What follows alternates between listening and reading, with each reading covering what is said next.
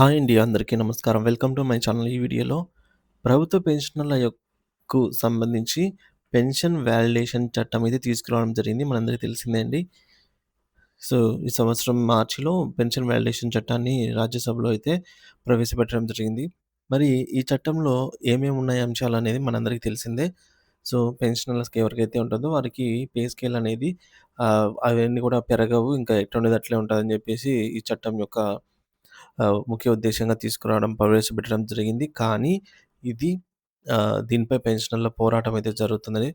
So, ఇలా ఉండకూడదు. ఇది ఒక న్యాయం కాదు. ఎందుకంటే ముందు రిటైర్ అయిన వారికి పెన్షన్ యథాస్థితిగా ఉండి, తర్వాత రిటైర్ అయిన వారికి పై స్కేల్‌లో వారు రిటైర్ అయినప్పుడు వారి పెన్షన్ అనేది ఎక్కువగా ఉంటుంది. సో, కాబట్టి పెరుగుతున్న ధరలను దృష్టిలో ఉంచుకొని ఈ విధంగా ఇది సమంజసం కాదు అని జెప్పేసి మనకు పోరాటం అయితే జరుగుతున్న విషయం తెలిసిందే. సో, దీనిపై పెన్షనర్ల తొలి విజయం అండి. సో, మరి ఏం జరిగింది ఏంటి అనే పూర్తి వివరాలు వీడియోలో తెలుసుకుందాము.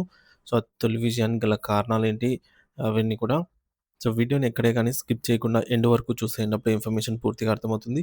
అలాగే వీడియో చూస్తున్న ప్రతి ఒక్కరు వీడియోకి లైక్ చేయండి ఫ్రెండ్స్. ఈ వీడియోని తోటి పెన్షనర్ మిత్రులతో అయితే షేర్ చేయండి.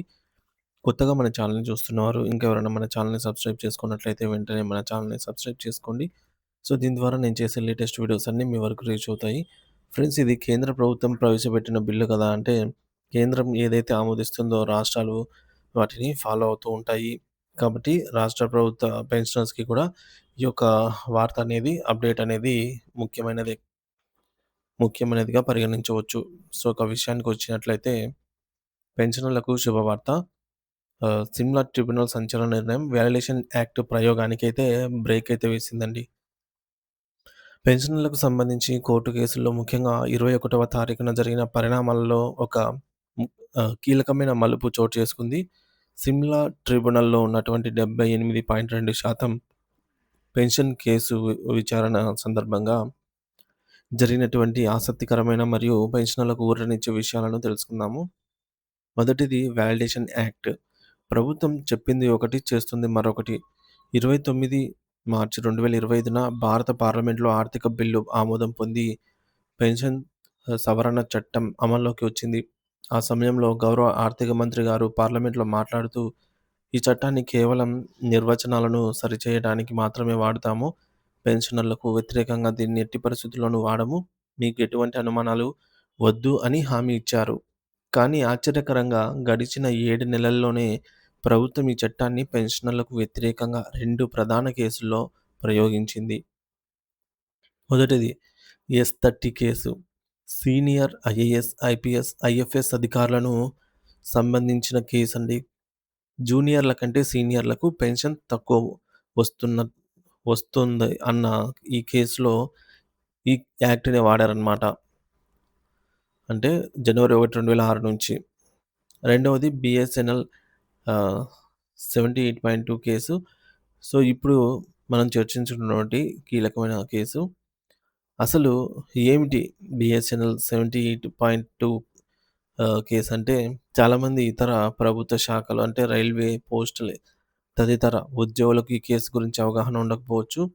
క్లుప్తంగా చెప్పాలంటే ఆరో వేతన సంఘం నిబంధన కేంద్ర ప్రభుత్వంలో డీఏ 50% దాటగానే దానిని డీఎన్ఎస్ పేగా మారుస్తారు. దీనివల్ల బేసిక్ పే పెరుగుతుంది. తద్వారా పెన్షన్ ప్రయోజనాలు కూడా పెరుగుతాయి.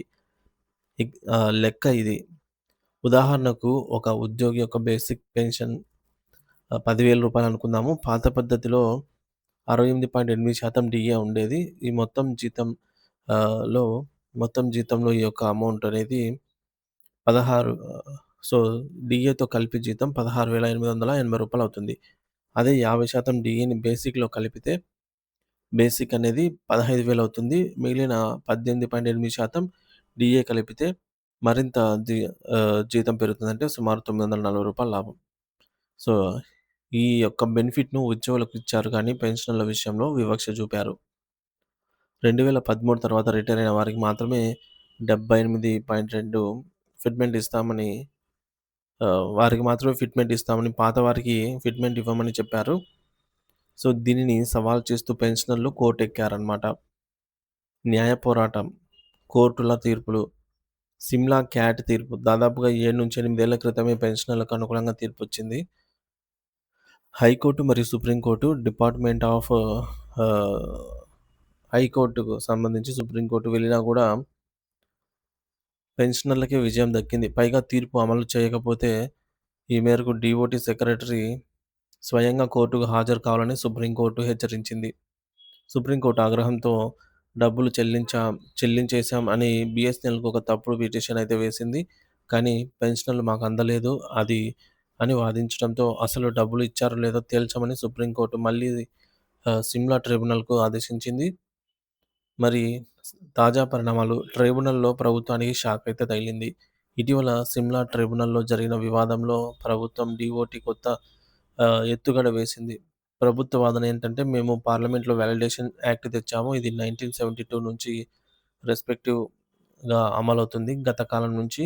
కాబట్టి మీ పాత కోర్టు తీర్పులేమి చెల్లవు. ఈ కేసును కొట్టివేయండి అని పిటిషన్ వేశారు.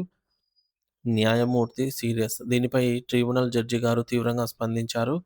6 ఏళ్ల క్రితం ఇచ్చిన తీర్పును అమలు చేయకుండా సుప్రీంకోర్టులో తప్పుడు సాక్ష్యం చెప్పి, ఇప్పుడు కొత్త చట్టం పేరుతో తప్పించుకుంటారా? మీ సప్లిమెంటరీ అఫిడవిట్‌ను నేను అంగీకరించను. దీనిని కొట్టివేస్తున్నాను అని స్పష్టం చేశారు. సుప్రీంకోర్టు తీర్పు ప్రస్తావన ట్రిబ్యునల్ అధికారులను కట్టడి చేస్తూ ప్రభుత్వం తెచ్చిన చట్టాన్ని సుప్రీంకోర్టు తప్పుపట్టిందని, కోర్టు అధికారులను చట్టం ద్వారా హైజాక్ చేయడం కుదరదని జడ్జి గారు గుర్తు చేశారు. మరి ఈ కేసులో డీఓటీ సెక్రటరీ మారినందున కొత్త సెక్రటరీకి ఈ విషయం అర్థం కావడానికి సమయం పడుతుంది. కాబట్టి కేసునైతే 2026 జనవరి 8కి వాయిదా వేశారు. సో, కీలక అంశాలేంటంటే వాలిడేషన్ యాక్ట్‌ను అడ్డుపెట్టుకొని కేసును కొట్టేయాలన్న ప్రభుత్వ ప్రయత్నం పిటిషన్ దశలోనే విఫలమైంది. కోర్టు ధిక్కరణ కేసు కొనసాగుతుంది. జనవరి 2026 తీర్పు నాటికి తీర్పు అమలు చేయకపోతే డీఓటీ సెక్రటరీ తప్పనిసరిగా కోర్టు బోనులో నిలబడాల్సి ఉంటుంది. పెన్షనర్ల ఐక్యత మరియు న్యాయస్థానం యొక్క నిష్పక్షపాతం వల్ల ప్రభుత్వ ఎత్తుగడలు చిత్తయ్యాయి. ఇది పెన్షనర్లకు ఒక గొప్ప నైతిక విజయంగా భావించవచ్చు. సో, చూశారు ఫ్రెండ్స్. కోర్టులు సైతం పెన్షనర్లకు అనుకూలంగా తీర్పులు ఇస్తుంటే ప్రభుత్వాలు ఏదో ఒక చట్టాన్ని అడ్డుపెట్టుకొని ఆ యొక్క ప్రయోజనాల నుంచి తప్పించుకోవాలి అనే ప్రయత్నమే చేస్తూ ఉన్నాయి. సో, మన గతంలో గూడా మనకు పెన్షనర్ సంఘ నాయకులు చెప్పారు. సో, పిచ్చుక మీద బ్రహ్మాస్త్రంలాగా పెన్షనర్లకి ఇచ్చేదే అరకొర అమౌంట్ ఉంటుంది బడ్జెట్‌తో పోలిస్తే. సో, మన బడ్జెట్‌లు ఎక్కువుంటాయి. లక్షల కోట్లలో ఉంటాయి. అందులో పెన్షనర్స్‌కి వందల కోట్లలో మాత్రమే ఖర్చవుతుంది. అంటే పర్సెంటేజ్ ప్రకారంగా చూస్తే 1% కూడా ఉండదు. అటువంటిది పిచ్చుక మీద బ్రహ్మాస్త్రంలాగా ఇక్కడ మీరు మిగిలించి చేసేదేమీ లేదు. పైగా ఇదేమి మీరేమి దయతో ఊరికే ఇచ్చేది కాదు. ఇది పెన్షనర్ యొక్క హక్కు.